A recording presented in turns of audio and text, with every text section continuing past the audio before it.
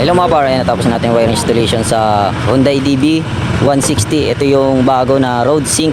Yan, no? Tapos yan si Sir, no, from Santa Cruz, Laguna. Yan, dinayo tayo, no? Tapos yan, ang inabil sa atin ni Sir, ito yung ating Zenlo X1 GT na 70 watts. Tapos PIAA horn, dual horn setup. Yan, sample tayo sa harap ng motor, no? Low beam. Ayan, white, tapos high beam. Yan, pure yellow. Tapos meron tong combination, no? Kapag naka low beam, yan, sabay na sa stock. Yun, okay. Tapos, pagka naman naka-off yung MDL, magagamit mo pa rin yung stock high beam, no? Yan, sample tayo. Okay. Yan, high beam. Tapos sa passing naman yan, passing. Ayan, sabay na yung stock, tsaka yung MDL, no? Yan, okay yun. Okay. Okay. Tapos, sa ano naman, sa horn, dual horn setup, stock muna. Yan, tapos loud. Yun, okay. Pakita natin yung switch. And dahil may passing yung road sync, no?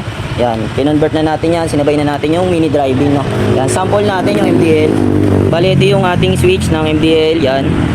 Yan, low beam white, tapos high beam, pure yellow. Tapos meron tong combination, no? Yan, pagka naka low beam, yan, sabay na sa stock high beam, yan, naka-high beam yung headlight, tsaka yung MDL, no? Nagko-combination, no? Tapos pagka naman naka-off yung MDL, yan, pwede mo pa rin magamit yung stock. Okay, stock. Tapos sa passing combination, yan, sabay na yung MDL tsaka yung headlight.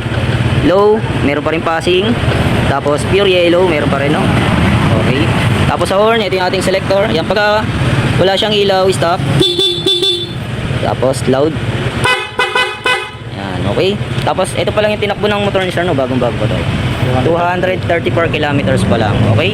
Ayan, sa mga gusto magpa-install ng ganitong setup sa Hyundai DB160 na road sync o kaya yung standard, yan, direct message na lang po sa page o kaya sa FB account ko. O kaya visit kayo dito sa shop ko sa Banay-Banay, search nyo lang Parts Banay-Banay Kabuyaw.